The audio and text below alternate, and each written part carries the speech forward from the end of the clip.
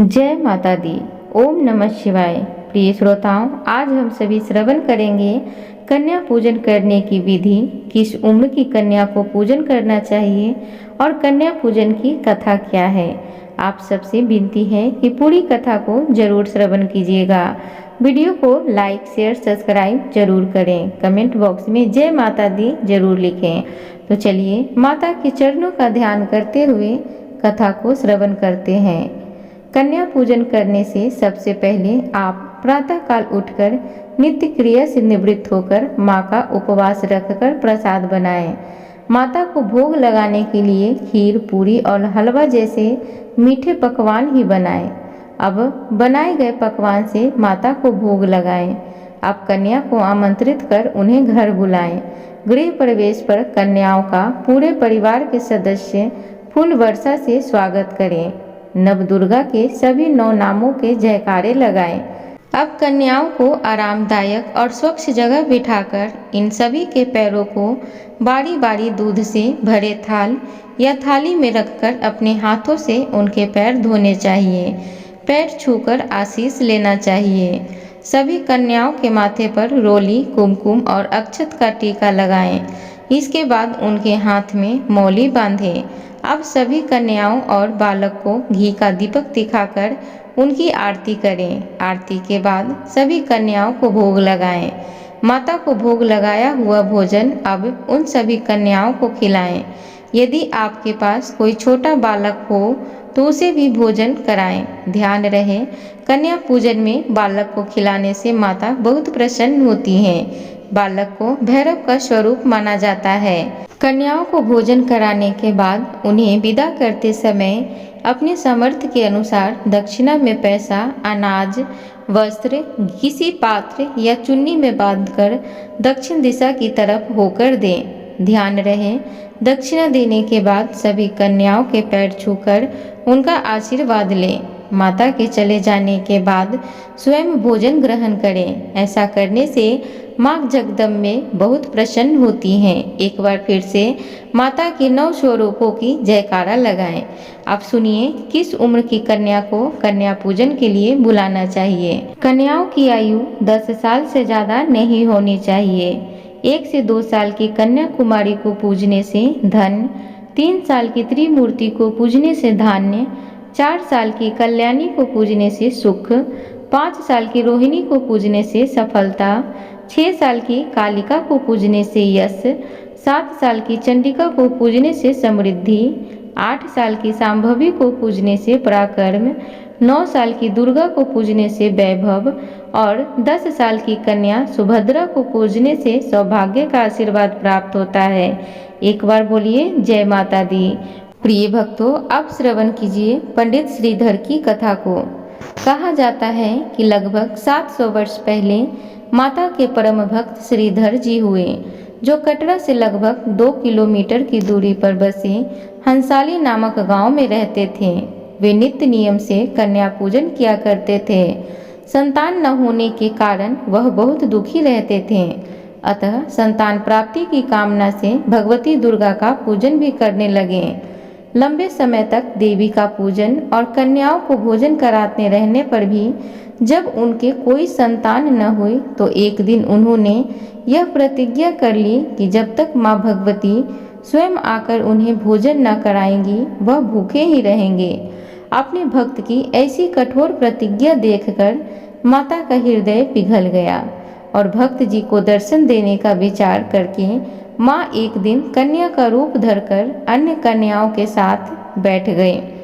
अन्य सभी कन्याओं हर रोज की भांति चली गईं, लेकिन वह कन्या रूपी भगवती वहीं बैठी रहीं। उसे बैठी देखकर श्रीधर जी, पहले तुम भोजन कर लो, फिर मैं तुम्हें अपना परिचय दूंगी। श्रीधर ने कहा, मैंने यह प्रतिज्ञा की है कि जब तक स्वयं माता आकर मुझे भोजन न कराएंगी मैं भोजन नहीं करूंगा। आपकी बार दिव्य स्वरूप कन्या का उतरा था कि वही भगवती दुर्गा हैं। उनकी तपस्या से खुश होकर कन्या का रूप धरकर आई माँ, अब प्रसन्न हो जाओ, मैं तुमको अपने हाथों से भोजन कराऊंगी। भोजन कराने के बाद कन्या ने कहा, हे भक्त जी, यहाँ समीप ही त्रिकुट पर्वत की गुफा में मेरा निवास है। श्री दुर्गा जी के अन्य स्वरूप वैष्णव रूप में मैं तपस्या करती हूँ। कई शताब्दियों से गुफा का भाग ठीक न होने के कारण भक्त मेरा दर्शन नहीं कर पाते, अतः आपकी बार तुम ही इस सेवा को करो और अन्य भक्तों को मेरे निवास से परिचय कराओ। तुम्हारा वंश सदा ही मेरी आराधना करता रहेगा। इस कथा का एक रूप इस प्रकार भी है कि भक्त श्रीधर की सच्ची उपासना और अडिग विश्वास को देखकर माँ वैष्णव को स्वयं एक दिन कन्या का रूप धारण करके आना पड़ा। भक्त जी कन्या का पूजन की तैयारी कर रहे थे। छोटी 2 कन्याओं उपस्थित थीं। उन्हीं में माँ वैष्णव भी कन्या बनकर आ गईं। नियम के अनुसार पांव धोकर भोजन परोसते समय श्रीधर जी की दृष्टि उस महादिव्य रूपी कन्या पर पड़ी। भक्त जी विस्मय में डूब गए, क्योंकि यह कन्या उन्होंने पहले कभी नहीं देखी थी। अन्य सभी कन्याओं को दक्षिणा पाने के बाद वहां से चली गईं, परंतु वह महाकन्या रूपी वहीं बैठी रही। श्रीधर जी इससे पहले कुछ पूछते, वह कन्या रूपी महाशक्ति स्वयं ही बोली, मैं तुम्हारे पास एक काम से आई हूँ। छोटी सी कन्या के मुख से ऐसी विचित्र बात सुनकर भक्त जी हैरान हुए। कन्या ने कहा कि अपने गांव के आसपास यह संदेश देकर आओ कि कल दोपहर आपके यहाँ एक महान भंडारे का आयोजन है। इतना कहकर वह कन्या अलोप हो गई। श्रीधर जी विचारों में डूब गए, आखिर वह कन्या कौन थी। परंतु भंडारे वाली समस्या ने भक्त जी को परेशान कर दिया। अंत में वह कन्या की आज्ञा को ही मानते हुए समीपवर्ती गांवों में भंडारे का निमंत्रण देने निकल पड़े। श्रीधर जी भंडारे का निमंत्रण देने एक गांव से दूसरे गांव जा रहे थे, तो मार्ग में साधुओं के एक दृश्य को देखकर उन्होंने प्रणाम करके अपने यहाँ होने वाले भंडारे पर पधारने को कहा। दल के मुखिया गोरखनाथ जी भक्त का नाम पूछकर बोले, श्रीधर, तुम मुझे भैरवनाथ और अन्य 360 चेलों को निमंत्रण देने भूल रहे हो। हमें तो देवराज इंद्र जी भोजन न दे सके। इस पर श्रीधर जी ने उन्हें कन्या के आगमन की कथा सुनाई। गुरु गोरखनाथ जी ने विचार किया कि ऐसी कौन सी कन्या है जो सबको भोजन खिला सकती है, परीक्षा करके देखनी चाहिए, और उन्होंने भक्त जी का निमंत्रण स्वीकार कर लिया। भंडारे के दिन श्रीधर जी को तो होश ही न था कि प्रबंध कैसे हो, और भीड़ इकट्ठी होने लगी। गोरखनाथ व भैरवनाथ जी अपने 2 चेलों सहित आ पहुँचे। भक्त जी के सम्मुख आकर यह दिव्य कन्या बोली, अब सब चिंताएं छोड़िए, सब प्रबंध हो चुका है। जोगियों से चलकर कहिए कि कुटिया में बैठकर भोजन करें। श्रीधर जी उत्साह से गुरु जी के पास जाकर बोले, चलिए कुटिया में बैठकर भोजन कीजिए। इस पर गुरु जी ने कहा कि हम सब तो कुटिया में नहीं आ सकते, क्योंकि उसमें स्थान ही बहुत कम है। श्रीधर जी ने कहा, जोगीनाथ कन्या ने ऐसा ही कहा है।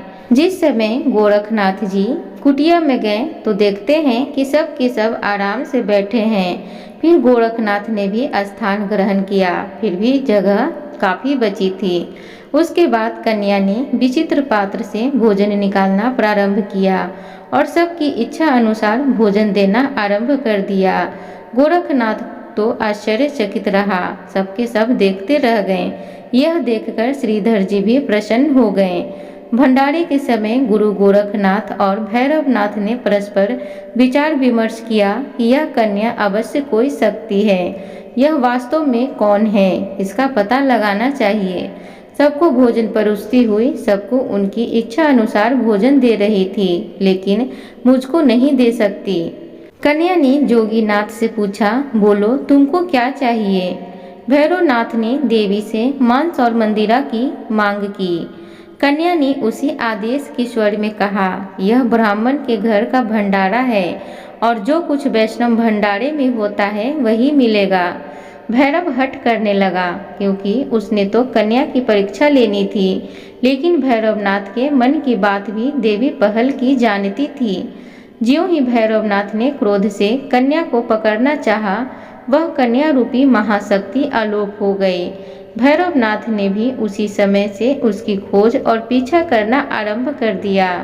देवी कन्या आगे बढ़ती रही, भैरव पीछा करता रहा। गुफा के द्वार पर देवी ने वीर लांगूर को प्रहरी बनाकर खड़ा कर दिया और भैरव को अंदर आने से रोकने के लिए कहा। कन्या गुफा में प्रवेश कर गई तो भैरव भी घुसने लगा। वीर लांगूर के साथ भैरव का युद्ध हुआ। शक्ति ने चंडी का रूप धारण कर भैरव का वध कर दिया। धड़ वहीं फिर गुफा के पास तथा सिर भैरव घाटी में जाकर गिरा। जिस स्थान पर भैरव का सर गिरा था उसी जगह भैरव मंदिर का निर्माण हुआ। सिर धड़ से अलग होने पर भैरव की आवाज आई, हे आदि शक्ति कल्याणकारिणी माँ, मुझे मरने का कोई दुख नहीं, क्योंकि मेरी मृत्यु जगत रचयिता माँ के हाथ हुई है। सो हे महेश्वरी, मुझे क्षमा कर देना, मैं तुम्हारे इस रूप से परिचित न था। माँ, अगर तूने मुझे क्षमा न किया तो आने वाला युग मुझे पापी की दृष्टि से देखेगा और लोग मेरे नाम से घृणा करेंगे। माता न हो कुमाता। भैरव के मुख से बारंबार माँ शब्द सुनकर जग कल्याणकारिणी महेश्वरी ने उसे वरदान दिया कि मेरी पूजा के बाद तेरी पूजा होगी तथा तू मोक्ष का अधिकारी होगा। मेरी श्रद्धालु मेरे दर्शनों के पश्चात तेरे दर्शन किया करेंगे। तेरे स्थान का दर्शन करने वालों की भी मनोकामना पूर्ण होगी। इसी कथा के अनुसार यात्री दरबार के दर्शन के बाद वापसी में भैरव मंदिर के दर्शन के लिए जाते हैं। एक बार बोलिए वैष्णव माता की जय। भक्त श्रीधर पंडित की जय। प्रिय भक्तों, उम्मीद करूंगी आज की कथा आप सबको अच्छी लगी हो, तो कृपया चैनल को लाइक शेयर सब्सक्राइब जरूर करें।